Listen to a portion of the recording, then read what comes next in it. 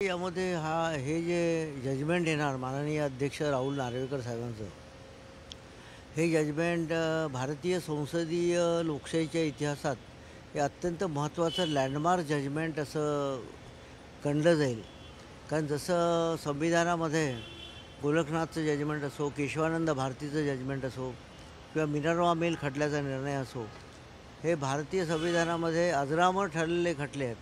त्याचप्रमाणे हा जो खटला आहे हा सुद्धा एक अजरामर ठरणारच खटला ठरेल. कारण यामध्ये 10व्या अनुसूचीचा संपूर्ण अर्थ लावणं हे अपेक्षित आहे. कारण याच्यामध्ये बरंचसे इंटरप्रिटेशन करण्याची गरज आहे असं मलाही वाटतं. कारण स्प्लिट म्हणजे काय, आता स्प्लिटची तरतूद काढून टाकलेलीच आहे. मर्जरचा नेमका अर्थ काय हे या प्रकरणात लागेल असं मला वाटतं. आणि राहुल नार्वेकर साहेब अत्यंत निष्णात कायदे तज्ज्ञ आहेत. कायद्याची त्यांना उत्तम जाण आहे. ती या सर्वांचा अँगल करून, कारण याच्यामध्ये 2 लाख पेजेस काहीतरी त्याच्यामध्ये पुरावे सादर झाले. 36 पिटिशनच्या 6मध्ये ग्रुप झाले. त्याच्यामध्ये हिअरिंग घेण्यात आली. सर्वोच्च न्यायालयाने वेगवेगळे डायरेक्शन्स दिले आणि या सर्वांचा आधार घेऊन अध्यक्ष अशी अपेक्षा आहे की परवा बुधवारी निर्णय देतील. आणि या निर्णयाचा आधार घेऊनच आता पुढचे राजकीय जे वाटचाल आहे महाराष्ट्राची ती ठरेल असं दिसतंय मला. सुप्रीम कोर्टाने प्रतोद कोण होता त्यावेळेचं ते सगळं ठरवलं. तर त्यानंतर विधानसभा अध्यक्षांकडे हा चेंडू पाठवला की तुम्ही याबाबत निर्णय घ्या. उद्याच्या निकालानंतर कुठेतरी सुप्रीम कोर्टाचे जे हस्तक्षेप असेल किंवा सुप्रीम कोर्टाचे निर्णय कुठपर्यंत असतील याची स्पष्टता होईल. नाही, हस्तक्षेप नाही सुप्रीम कोर्टाचा. कारण जेव्हा सर्वोच्च न्यायालयामध्ये हा मॅटर गेल्यानंतर सर्वोच्च न्यायालयाने जस्टिस चंद्रचूड साहेबांनी अत्यंत उत्तम असा निर्णय दिलेला आहे. त्यांनी सांगितलं आहे की हा अपात्रतेचं प्रकरणावर निर्णय घेण्यासाठी माननीय अध्यक्ष हे संविधानाप्रमाणे कॉम्पिटंट आहे, पात्र आहेत. त्यामुळे त्यांनी हे प्रकरण माननीय अध्यक्षांकडे गेल्या मला वाटतं मेमध्ये पाठवले, मेच्या जजमेंटप्रमाणे पाठवले. आणि अध्यक्ष आता त्याच्यावर त्याची संपूर्ण हिअरिंग घेऊन माननीय अध्यक्ष 10व्या अनुसूचीप्रमाणे आता निर्णय देतील. त्याच्यामध्ये काय, कोण अपात्र ठरणार, कोण पात्र ठरणार, पुढे काय होईल त्या निकालाचं वगैरे. आणि अल्टिमेटली एक याच्यात स्पष्ट आहे की अध्यक्षांनी कसाही निर्णय दिला, आयदर वे, त्यांनी होय म्हणून सांगितलं, नाही म्हणून सांगितलं, तरी हा निर्णय कुठल्या एका पक्षाकडून तो सर्वोच्च न्यायालयात चॅलेंज होईल. कारण सर्वोच्च न्यायालयामध्ये अल्टिमेटली जाईल आणि न्यायालयाच अंतिमतः याच्यामध्ये काय ठरवायचं ते ठरवेल आणि त्या न्यायालयाच्या निकालाप्रमाणेच पुढे मग काय कारवाई होईल ते. सर, या संपूर्ण निर्णयात तुम्हाला असं वाटतंय का की अध्यक्ष सुप्रीम कोर्टाने वाचून दाखवलेले निष्कर्ष असतील किंवा मग निवडणूक आयोगाचे जे निष्कर्ष होते प्रश्नचिन्हाच्या बाबतीत त्याचा एकंदरीत अनुवाद बघतील निर्णय देताना? नाही, आधार अध्यक्षांना घ्यायला काही हरकत नाही.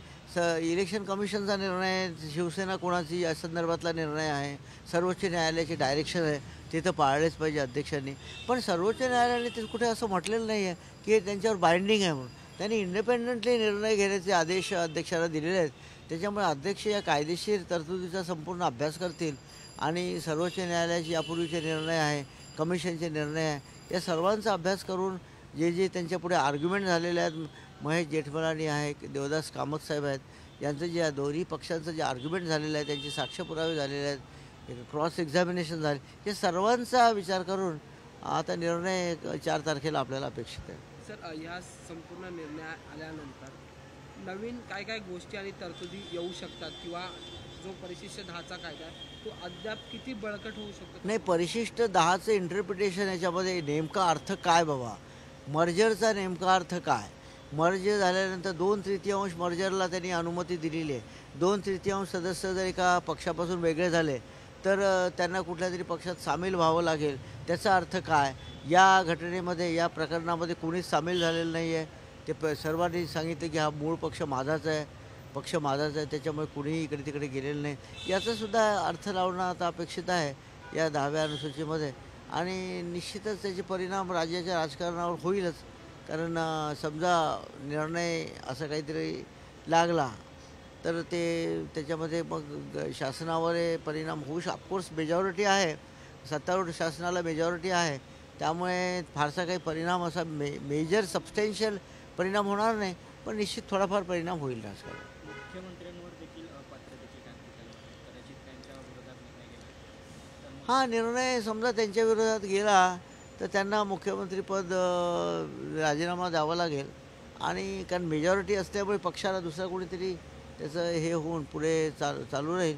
पण याच्यावर पण ऑफकोर्स असं नाही की हा निर्णय जर अध्यक्षांनी त्यांनी ठरवलं की बाबा अपात्र आहेत, समजा गृहीत धरा, म्हणजे वर्स्ट कम वर्स्ट असं ठरवलं की हे अपात्र झालेत आपले सध्याचे मुख्यमंत्री, पण त्यांनासुद्धा पुढे अपील करता येईल ना, हायकोर्टात अपील करता येईल, सुप्रीम कोर्टात अपील करता येईल, तिथून स्टे घेता येईल. ते घेतल्यानंतर त्यांचं मुख्यमंत्रीपद राहू शकेल, असं काही नाही आहे त्याच्यामध्ये. डायर इमर्जन्सी अशी नाही आहे. शेवटी न्यायालयाचा निर्णय अंतिम असतो आणि अंतिम न्यायालयाच्या निर्णयाच्या अधीन राहून पुढे काय जे कारवाई व्हायची ती होईल. सर, एक शेवटचा प्रश्न आहे की विधिमंडळ कार्यालयातून अशी माहिती मिळते की हा जो निर्णय तो दोन्ही पक्षांचा समतोल राखण्याच्या अनुषंगाने येऊ शकतो. मग जर समतोल असेल तर अर्धे अर्धे आमदार अपात्र होणार किंवा मग काय होणार, असं काही होऊ शकतं? नाही, समतोल राखण्याचा निर्णय ठीक आहे, पण आयदर त्यांना माननीय अध्यक्षांना अपात्र ठरवावे लागेल, नाही तर पात्र ठरवावे लागेल. दोनपैकी एकच निर्णय या 10व्या अनुसूचीमध्ये देता येईल. आता समतोल निर्णय कसा देतील अध्यक्ष हे बघणंसुद्धा थोडंसं इंटरेस्टिंग ठरेल. तर आपण आता वाट बघू 2 दिवसांनी काय होतं ते. ठीक आहे, थँक्यू सर.